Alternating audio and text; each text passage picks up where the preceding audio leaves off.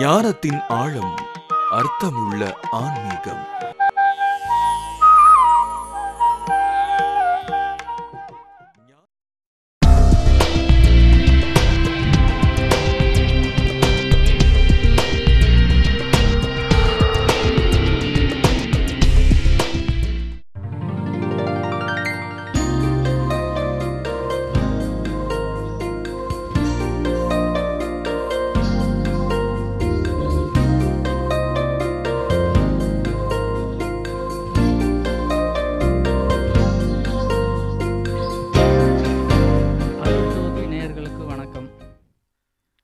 உங்கள் கண்ணன் மறுபடியும் உங்களை சந்திக்க வந்திருக்கேன். இப்போ நம்ம கோயம்புத்தூரில் இருக்கோம். இன்றைய நல்ல சமுதாய சிந்தனையோடு உங்களை இப்போ நான் சந்திக்க வந்திருக்கேன். இப்போது நம்ம கூட இன்னும் ஒரு 2 பேர் இருக்காங்க. அவங்கள இப்போ நம்ம சந்திக்க போகிறோம். அவங்களோட தொண்டுங்க என்ன செஞ்சிட்ருக்காங்கன்னா, அவங்களோட இல்லத்திலேயே ஒரு பெரிய தோட்டம் அமைச்சிருக்காங்க. இன்றைய சூழ்நிலையில் நிறைய இந்த ரியல் எஸ்டேட் அப்பார்ட்மெண்ட்ஸ் அப்படின்னு நிறைய பில்டிங் வளர்ந்துட்டுருக்கிற இந்த காலகட்டத்தில் நிறைய நம்மளுடைய மரங்கள் அழிக்கப்படுகின்றன. ஏன்னா அவங்க அந்த பில்டிங் கட்டுறதுக்காக நிறைய மரங்கள் அழித்து அந்த நிலத்தை ஆக்குபை பண்ணி அங்கே என்ன பண்ணுறாங்க, பில்டிங் கட்டுறாங்க. அந்த பில்டிங், ஃபேக்ட்ரி, வீடு, அப்பார்ட்மெண்ட்ஸ் இது தேவைகள் அதிகமாகிறதுனால நம்மளுடைய இயற்கை வளங்கள் கொஞ்சம் கொஞ்சமாக குறைஞ்சிக்கிட்டே போகுது. ஆனால் இப்போ நம்ம சந்திக்க இருக்கிற தம்பதியர் அவங்க என்ன செய்கிறாங்க அப்படின்னா, அவங்க வீட்டையே ஒரு இயற்கை வளமாக அமைச்சிருக்காங்க, ஒரு தோட்டம் அமைச்சிருக்காங்க. என்ன பண்ணுறாங்க, பில்டிங் வளர்ந்தாலும் இந்த பில்டிங்லே தோட்டம் அமைக்க முடியும் அப்படின்னு அவங்க ப்ரூவ் பண்ணியிருக்காங்க, சாதிச்சிருக்காங்க. அவங்களுடைய அனுபவங்களையும் அவங்களுக்கு எப்படி இந்த சிந்தனை வந்தது அப்படின்ற அவங்களுடைய அந்த இன்ஸ்பிரேஷன், அப்புறமா அவங்க இந்த தோட்டத்தை எப்படிலாம் அவங்க பராமரிக்கிறாங்க, எப்படி அமைச்சிருக்காங்க, எப்படிலாம் அவங்க இதுக்காக உழைக்கிறாங்கன்றதெல்லாம் இப்போ நம்ம அவங்ககிட்ட கேட்டு தெரிஞ்சுக்க போகிறோம். இந்த தோட்டத்தில் நம்ம இயற்கை வளம் எப்படி நம்ம விவசாயம் செய்கிறோமோ அதே மாதிரி இந்த தோட்டத்தை இயற்கை உரம் மூலியமாகவே, அந்த எந்த செயற்கை உரங்களும் இல்லாமல் இயற்கையாகவே இந்த தோட்டத்தை பராமரிக்கிறது எப்படின்றத சொல்ல போகிறாங்க. தொடர்ந்து நிகழ்ச்சியை பாருங்கள். அருள்ஜோதி தொலைக்காட்சி நேயர்களுக்கு என்னுடைய வணக்கம். என் பேர் கிருஷ்ணமூர்த்திங்க. நான் கோயம்புத்தூரில் ரிட்டையர்டு ஹெட் மாஸ்டர். நான் சாய்பாபா காலனிங்கிற ஒரு இடத்துல இருக்கேன். ஒரு 7 வருஷமாக இந்த மாடி தோட்டம் அப்படிங்கிற இதை நான் செயல்படுத்தி எல்லாருக்கும் இது சொல்லி கொடுத்துட்ருக்கேன். முதல்ல இது இந்த மாடி தோட்டம் அமைக்கிறதுக்கு ஒரு முக்கியமான காரணம், நாங்கள் வெளிநாட்டுக்கு அடிக்கடி போய் பயணம் பண்ணிட்டு வரும்போது அங்கே இருக்கக்கூடிய ஊரெல்லாம் அவ்வளோ சுத்தமாக இருக்குது, ஏன் நம்ம ஊர் மட்டும் இப்படி மோசமாக இருக்குது அப்படிங்கிறத பற்றி அடிக்கடி ராத்திரி நாங்கள் டிஸ்கஸ் பண்ணுவோம். வாக்கிங் போகும்போது பார்த்திங்கன்னா ஒவ்வொரு தெருமுனையிலும் குப்பையை போட்டு குமிச்சிருக்கும். அந்த வீட்டு வேலைக்காரி அந்த குப்பை தொட்டிக்குள்ளே போடாமல் ரோட்டில் வீசுவாங்க. காரில் இருந்தெல்லாம் கூட வீசிகிட்டு இருந்தாங்க. அருட்ஜோதி தொலைக்காட்சி நிலையமாக நாங்கள் அனைவருக்கும் சொல்ல வேண்டியது என்னவெனில், இயற்கையை நேசியுங்கள், இயற்கைக்கு அன்பு செலுத்துங்கள், இயற்கையோடு இயற்கையாக வாழுங்கள். இயற்கையை பாழாக்குவதில் நமக்கு எந்த விதமான உரிமையும் கிடையாது. எங்களது மாடி தோட்டத்தை நீங்கள் அனைவரும் கண்டு களிக்குமாறு அன்புடன் வேண்டுகிறோம்.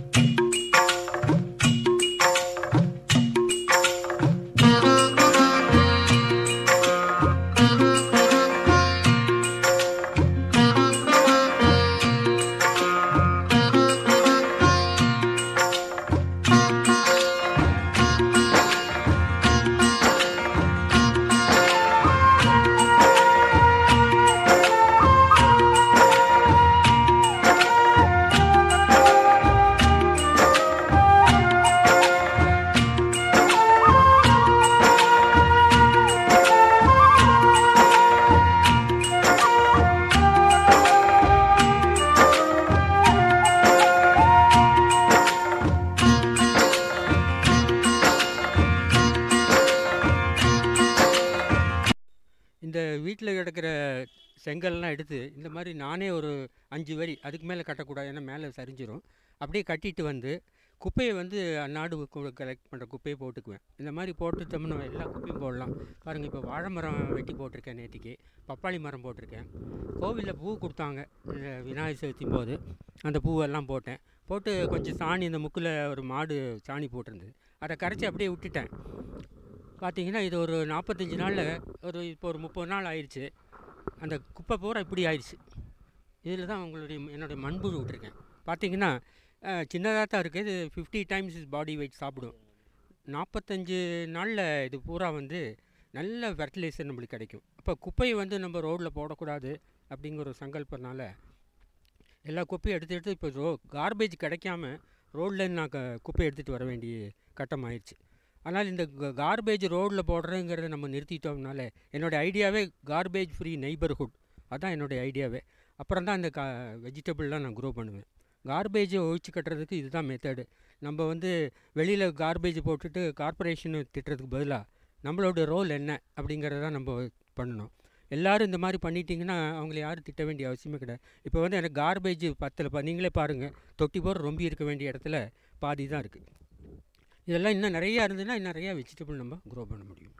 இங்கேருந்து கிடைக்கிற அந்த வெர்மி கம்போஸ்ட்னு சொல்லுவோம், அதுதான் ஃபெர்டிலைசர். இது இல்லாமல் இது சக்ஸஸ் பண்ண முடியாது. பார்த்தீங்கன்னா இங்கே எங்கே பார்த்தாலும் உங்களுக்கு வெஜிடபிள் இருக்குது. பார்த்து பாருப்பா, இங்கே இது தொங்குது, தலையில் முட்டாமல் வா, பார்த்து வா. இது பார்த்தீங்கன்னா பீர்க்கங்காய், புடலங்காய், இன்னொரு வகையான புடலங்காய் வந்திருக்கு பாருங்கள். இது கொஞ்சம் பச்சை கலர் இருக்குது, நல்லா கிட்டத்தட்ட 2.5 அடி வரும். இங்கே பார்த்தீங்கன்னா தட்டக்காய். போன தடவை பார்க்கும்போது அது ஒரு அங்கவஸ்திரமாட்டம் அவ்வளோ நீளம் வந்தது. இது வந்து கேரளாலேருந்து வருது, கிட்டத்தட்ட 2 அடி 3 அடி வரும். ஹெல்த்தி ஃபுட்டாக இருக்கும். இது பார்த்திங்கன்னா பாருங்கள் எவ்வளோ பெருசு இருக்குது பாருங்கள். இப்போ விதையெல்லாம் நம்ம 2 இதை அப்படியே விட்டுட்டோம்னா இதுலேருந்து நம்ம விதை கிடைக்கும். விதை 1 டைம் தான் வருமா? இது விதை வந்து இதுலேருந்து 1 எடுத்துட்டோம்னா விதை நம்மளுக்கு கிடச்சிட்டே இருக்கும் பெர்மனெண்ட்டாக. பூசணிக்காய் பார்த்திங்கன்னா ஓட்டு மேலே நிறைய பூசணிக்காய் இருந்து, போன தடவை நிறையா இருந்தது. இந்த வருஷம் ஒன்று தான். நான் டூர் போயிருந்தனால இப்போ தான் ஆரம்பிச்சிருக்கேன் மறுபடியும். வந்து இந்த கிட்டத்தட்ட இது ஒரு 2 மாதம் ஆச்சு. சாம்பல் பூத்துருச்சு. கிட்டத்தட்ட இது ஒரு 5 கிலோ இருக்கும். ஒரு தடவை பார்த்திங்கன்னா 23 கிலோ ஒரு பெரிய பூசணி அங்கே பூரா கிடக்கும் பூசணிக்காய். அதோடைய வேறு பாருங்கள், இத்தினோண்டு இந்த கார்பேஜ் இந்த க்ரோ பேக்கில் தான் இருக்குது. இது பார்த்திங்கன்னா சீடு ட்ரே. இப்போ தான் நேற்று தான் இது மிளகாய் இது போட்டிருக்கேன், விதை போட்டிருக்கேன். இதுலேருந்து இருக்கக்கூடிய மிளகாய் வந்து நம்ம நட்டோம்னா உங்களுக்கு வந்து ஒரு வீட்டுக்கு உண்டான மிளகாய் கிடச்சிரும். கிட்டத்தட்ட 4 கிலோ 5 கிலோ. பார்த்திங்கன்னா இங்கே பாருங்கள் பீன்ஸு நல்லா கொத்தாக காய்க்கும். இது கிட்டத்தட்ட உங்களுக்கு பாருங்கள், இது ரெடி ஆயிடுச்சு, பொரிக்கிறதுக்கு ரெடி ஆயிடுச்சு. இன்னும் பார்த்திங்கன்னா இப்போ தான் ஆரம்பிச்சிருக்கு பாருங்கள், கீழெல்லாம் நிறையா வந்திருக்கு. இது வந்து உங்களுக்கு கொயர் பித்து தான், தேங்காய் நார்லேருந்து வரக்கூடிய இந்த கொயர் பித்து. இதை கொஞ்சம் போட்டுக்கணும் நம்ம. அப்புறம் இந்த வர்மி கம்போஸ் ஒரு இது, அப்புறம் கொஞ்சம் மண் எல்லாத்தையும் மிக்ஸ் பண்ணி நம்ம போட்டோம்னா நல்லா வரும் செடி. இங்கே பார்த்திங்கன்னா சாதாரண சட்டி தான், உடஞ்ச சட்டியெல்லாம் இருந்து வீட்டில். இதில் வந்து சுக்குட்டி கீரை வச்சுருக்கேன். இது எங்கள் வீட்டுக்கு வேணுங்கிற சுக்குட்டி கீரை எப்பவும் கிடைக்கும், ஃபுல்லாக கிடச்சிட்டே இருக்கும்.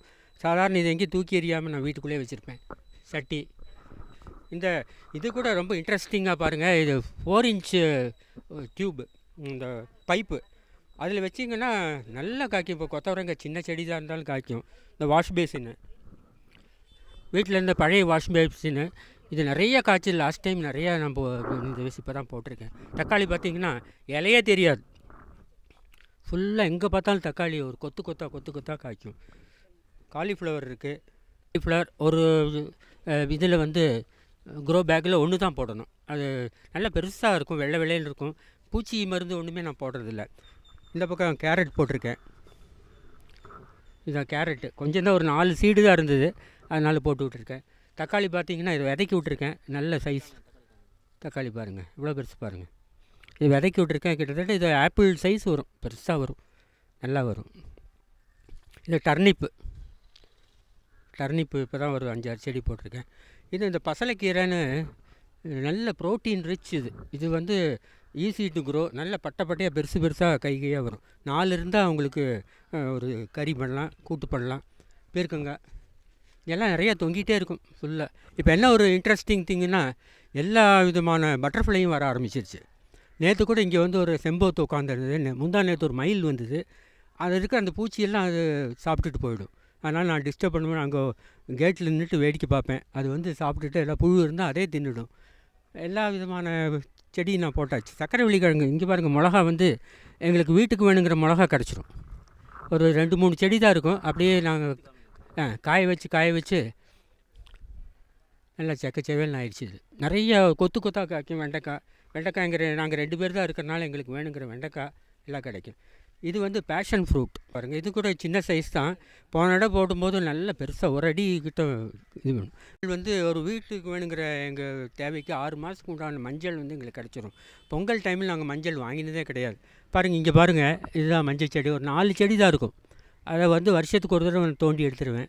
இங்கேயே வந்து காய வச்சுட்டு அதை பொடி பண்ணி மிக்சியில் போட்டோம்னா இன்ஸ்டண்ட்டாக எங்களுக்கு பொடி கிடச்சிரும். இது வந்து உங்களுக்கு இது சொரக்காய் நல்லா ஹெல்த்தியாக வந்திருக்கு. இந்த பேக்கில் தான். இது வந்து இது முள்ளங்கி இப்போ வந்திருக்கு பாரு, நல்லா வந்திருக்கு பாருங்க.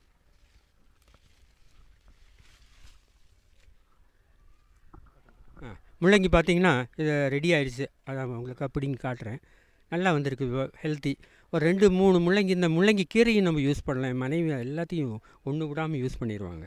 இது முள்ளங்கி. சுக்குட்டி கீரை வேணுங்கிறது கிடைக்கும். இதுதான் ரொம்ப இன்ட்ரெஸ்டிங். இது பார்த்தீங்கன்னா சக்கரவள்ளி கிழங்கு. இது எப்படி இது ஸ்லிப்பிங்ஸ் கொண்டு போடுறது, அதை எப்படி வளர்த்துறது எல்லாம் வந்து யூடியூப்லேருந்து பார்த்து இந்த கூடையில் போட்டிருந்தேன். ஒரு கூடையில் வச்சு போட்டிருந்தேன். ஒரு 2 கிலோ கிடச்சிது எங்களுக்கு. ஆனால் இப்போ வந்து இதில் கண்டிப்பாக ஒரு 4-5 கிலோ கிடைக்கும். தோண்டணும். சன்னு வந்து தீபாவளிக்கு வரேங்க, அவனுக்காக வச்சுருக்கேன்.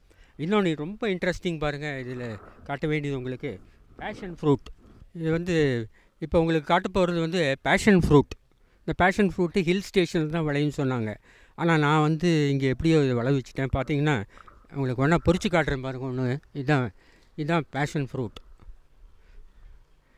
இது வந்து ரசம் பண்ணலாம், ஜூஸ் பண்ணலாம். ரொம்ப வேல்யூபிள். இது பிபிக்கு ரொம்ப நல்லதுங்கிறாங்க இந்த பேஷன் ஃப்ரூட் சாப்பிட்டோம்னா. இது வந்து ரொம்ப சீப்பு. இது நிறையா கொத்தாக நிறையா காய்க்கும். இதுதான் ரொம்ப இன்ட்ரெஸ்டிங் திங் உங்களுக்கு காட்ட வேண்டியது. எங்கள் வீடு வந்து ஈக்கோ ஃப்ரெண்ட்லி ஹோம்னு ரெக்கக்னைஸ் பண்ணி எனக்கு அவார்டு கூட கொடுத்துருக்காங்க.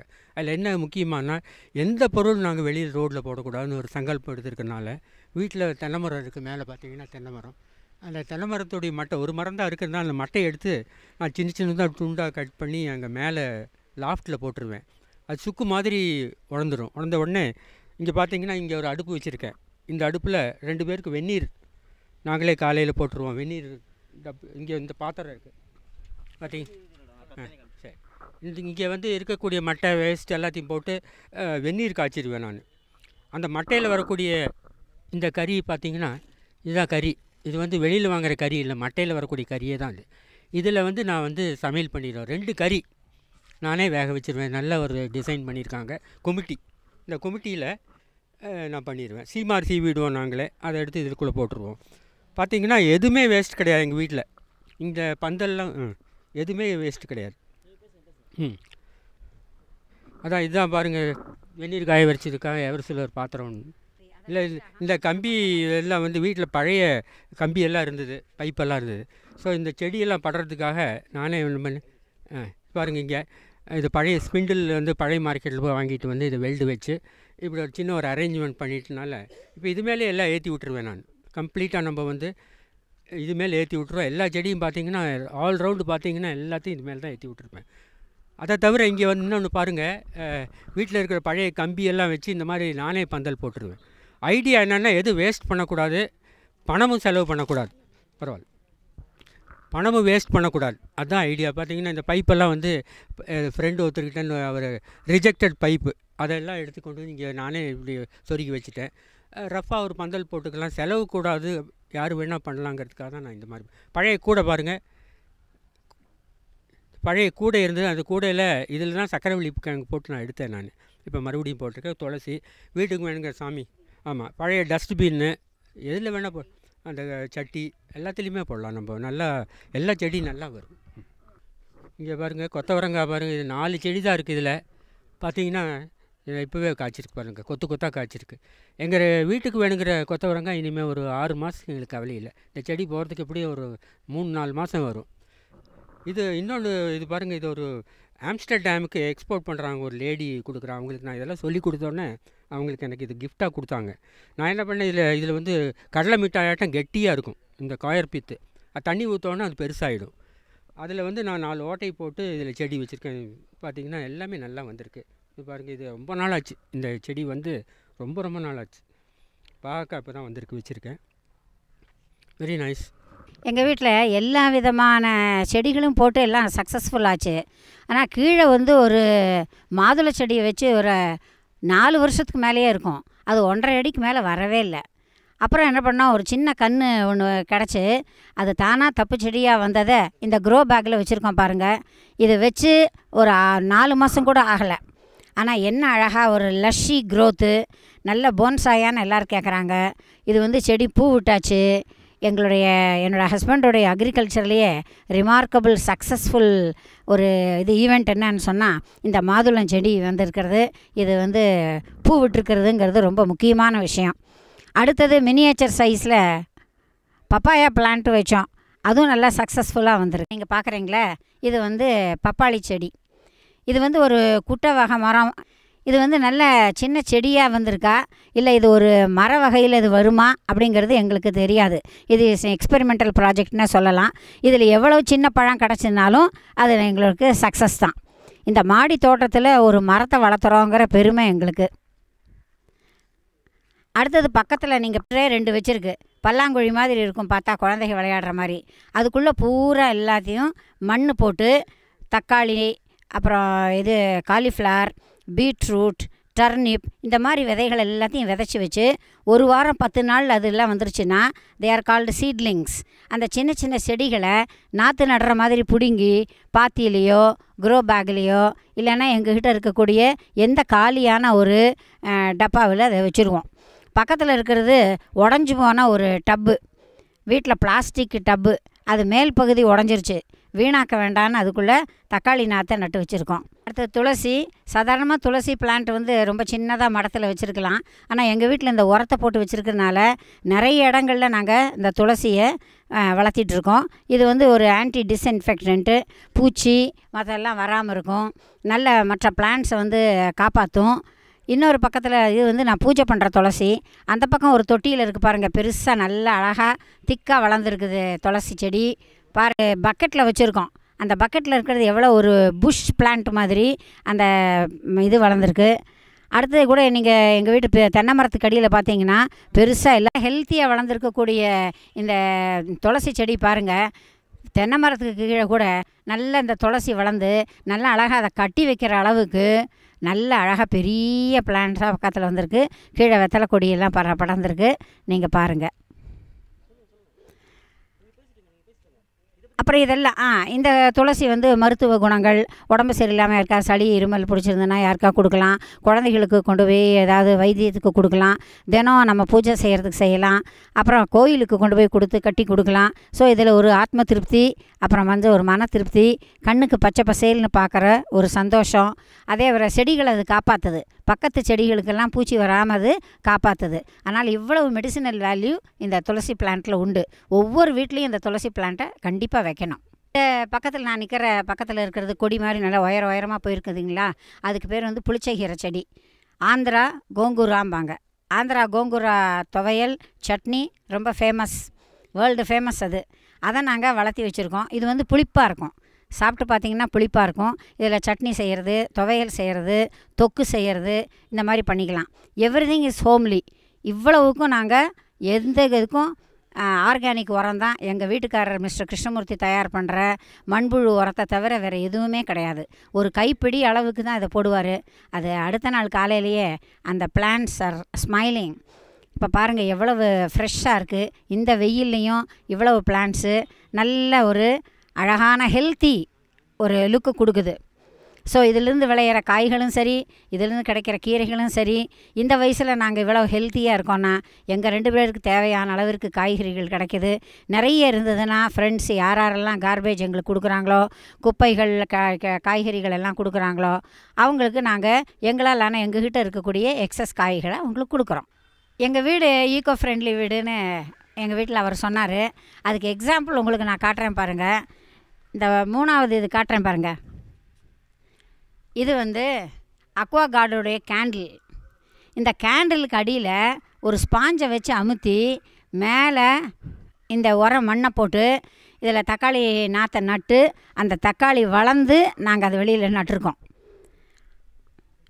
அடுத்தது வீடுகளெல்லாம் பிளாஸ்டிக் போடக்கூடாது, பிளாஸ்டிக்கை ஒழிக்கணுங்கிற காலத்தில் கூட நாங்கள் குட்டி குட்டியாக வாங்குற இந்த மினரல் வாட்டர் பாட்டிலில் ஏதாவது ஒரு ஐடியா பண்ணிகிட்டே இருப்பார்.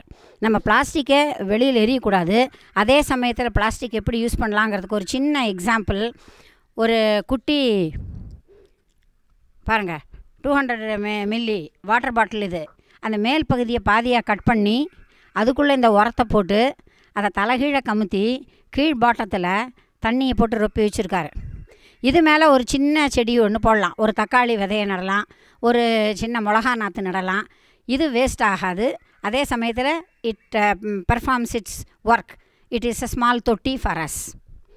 எதையும் வேஸ்ட் பண்ணக்கூடாதுங்கிறது mister Krishnamurthy is very particular. நீங்கள் பக்கத்தில் நின்றுட்டுருக்கீங்களே, இவ்வளோ பெரிய மரம் மாதிரி, இது வந்து அகத்திக்கீரை. நம்பவே முடியாது, அகத்தி மரம் மாதிரி வளர்ந்துருக்கு. இதனுடைய லைஃப் டைம் வந்து கிட்டத்தட்ட 6 மாதம்தான். ஆனால் நிறைய அகத்திக்கீரை கிடைக்கும். இந்த அகத்திக்கீரையோட குணாதிசயம் என்னென்னா, ஃபஸ்ட்டு வந்து இது அகத்தீ, அகத்துக்குள்ளே இருக்கக்கூடிய தீயை அணைக்கக்கூடியது, குளிர்ச்சி தரக்கூடியது, மிகவும் ருசியானது, ஜீரணத்திற்கு ஏற்றது. எப்போ ஆண் பெண் எல்லாரும் எந்த வயதினரும் இந்த அகத்திக்கீரையை நம்ம பயன்படுத்தலாம். நல்ல மருத்துவ குணம் கொண்ட கீரைகளை வைக்கிறதுல எங்கள் வீட்டில் அவருக்கு ரொம்ப ஒரு ஆசை. அதனால் எங்கள் வீட்டில் யாருக்காவது உடம்பு சரியில்லை, யாராவது வந்து கேட்டாங்கன்னா அவங்களுக்கு இந்த அகத்திக்கீரையை ஒரு 10 பொரிச்சு கொடுக்கறதுல ஒரு சந்தோஷம். மற்றவர்கள் வந்து நோயின்றி வாழ்வதற்கு நம்மளால் ஆனது. நாங்கள் அடிக்கடி இந்த அகத்திக்கீரையை இந்த ஏஜில் பயன்படுத்துகிறோம் நிறைய. இங்கே பார்த்தீங்கன்னா இது வந்து தட்டைக்காய் செடி. இதில் நல்லா பாருங்கள், இப்படி டிசைன் மாதிரி வந்திருக்கு பாருங்கள். இது ஒரு நோய். இது கால்சியம் பாஸ்பரஸ் டிஃபிஷியன்சி வந்து அந்த செடி இப்படி வந்துடும். அதுக்கு ஒரு சொல்யூஷன் வந்து நான் வந்து மருந்து தெளிக்காமையே ஒரு ஐடியா பண்ணியிருக்கேன். என்னென்னா, இந்த வாழைப்பழத்தோலெல்லாம் எடுத்து சின்ன சின்னதாக கட் பண்ணி அதை நல்லா வெயிலில் காய வச்சு அதை பொடி பண்ணி இதுக்கு இந்த செடிக்கீழே வேர்க்கடியில் கொஞ்சம் கொஞ்சம் ஒவ்வொரு ஸ்பூன் போட்டுட்டிங்கன்னா இன்ஸ்டண்ட்டாக அது 2 நாளில் சரியாயிடும். உங்களுக்கு காட்டுறேன் பாருங்கள். வெயிலில் நான் வந்து அதை காய வச்சுருக்கேன். சின்ன ஒரு தட்டில், வெறும் தட்டில் மரத்தில் காய வச்சுருக்கேன். பார்த்தீங்களா, இப்போ இது நல்லா காஞ்சிருச்சு. இது சுக்கு மாதிரி காஞ்சிருக்கு பாருங்கள். இது பாருங்கள். இதை வந்து மிக்சியில் போட்டு பொடி பண்ணி நாளைக்கு நான் போட்டுருவேன். அதை இப்போது வாழைப்பழத்தோலுக்கு இப்போ ஒரு பெரிய ஒரு டிமாண்ட் என்கிட்ட இருக்குது. இந்த மாதிரி சின்ன சின்ன இது பூச்சி மருந்து நான் இன்னொரு முக்கியமாக உங்கள்கிட்ட சொல்ல வேண்டியது, என்னோடய செடி எதுக்குமே நான் பூச்சி மருந்து வந்து அடிக்கிறதே கிடையாது. ஃபுல்லாக கம்ப்ளீட்டாக ஆர்கானிக். அப்போ பூச்சி வந்ததுன்னா முதல்ல என்ன பண்ணுவேன்னா, சின்ன ஒரு டூத் ப்ரஷ்ஷை வச்சு ஒவ்வொரு நாளைக்கு காலையில் வந்து ஏர்லி மார்னிங் வந்து ஒவ்வொரு இலையும் திருப்பி பார்ப்பேன். ஏதாவது பூச்சி இருந்ததுன்னா அதை வந்து ப்ரஷ்ஷால் க்ளீன் பண்ணிவிடுவேன். இல்லைன்னா காதி பார் சோப்பு, அதுதான் என்னுடைய கைகண்ட மருந்து. அது சின்ன சின்ன துண்டு வெட்டி அந்த டப்பாவில் போட்டு தண்ணி ஊற்றிடுவேன். அடுத்த நாள் காலையில் ஏர்லி மார்னிங் வந்து அப்படியே கையில் எடுத்து செல்லுன்னு அந்த அடிபாகத்தில் தெளிச்சிடுவேன். பூச்சி வந்து இன்னும் பெரிய பூச்சி இருந்ததுன்னா நானே கண்ட்ரோல் பண்ணிடுவேன். அதை தவிர இப்போ வந்து நிறையா பேர்ட்ஸ் வர ஆரம்பிச்சிருச்சு. இந்த புழுவெல்லாம் பிடிச்சி திங்கிறதுக்கு நேற்று கூட செம்போத்தும் க்ரோஃபீசன்ட்டுன்னு சொல்லுவாங்க. அது வந்து அங்கே உட்காந்துருது. அது வந்து ஒவ்வொரு புழு பூச்சியெல்லாம் அதே சாப்பிட்றது. எங்கேயாவது எட்டுக்காலி பூச்சி இருந்ததுன்னா அதை பிடிச்சி கொண்டு வந்து விட்டுருவேன். அது வந்து பூந்து போய் சின்ன சின்ன கண்ணுக்கு தெரியாத பூச்சி எல்லாத்தையும் அது சாப்பிட்றோம். ஸோ இது வந்து பூச்சி மருந்து இல்லாத ஒரு கார்டன். என்ன நேயர்களே, இந்த நிகழ்ச்சி தொடர்ந்து பார்த்தீங்களா? அம்மா சொன்னாங்க, வள்ளல் பெருமானார் சொன்ன ஒரு வாக்கியத்தை சொன்னாங்க, வாடிய பயிரை கண்டபோதெல்லாம் வாடினேன். ஆனால் வள்ளல் பெருமானார் இந்த தோட்டத்தை பார்த்துருந்தா அது மாதிரி வாடி இருக்க மாட்டார். ஏன்னா இவங்க 2 பேரும் சேர்ந்து தலையாய கடமையாக தலையாய பணியாக எதை செய்கிறாங்க அப்படின்னா, இங்கே இருக்கிற இவங்க கஸ்டடியில் இவங்க பார்த்துட்ருக்கிற இங்கே இருக்கிற செடி கொடிகளை வாடாமல் பார்த்துக்கிறாங்க. காலையில் எந்திரிச்சதுமே முதல்ல அவங்க அந்த பணியை தான் போய் செய்கிறாங்க.